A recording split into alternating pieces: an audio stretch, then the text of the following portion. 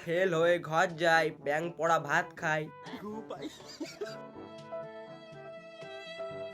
আরে মালিক, তুমি তো সালা প্রতিবারের মতো এবারও ফেল মেরে গেলে। তা বাড়ি থেকে কি বলবে? হ্যাঁ। আরে ভাই, আমি তো ওটাই টেনশন করছি যে ঘরে গিয়ে কি বলবো। আরে হ্যাঁ হ্যাঁ, চলো চলো, যা আছে কপালে দেখা যাবে ঘরে। আরে হ্যাঁ হ্যাঁ, চ দেখাই যাক।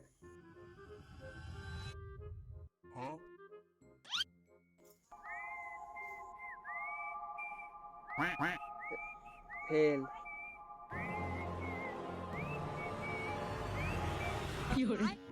ঠিক আছে, তাহলে কোনো ব্যাপার নাই, পরের বছর ভালো করে চেষ্টা করবে।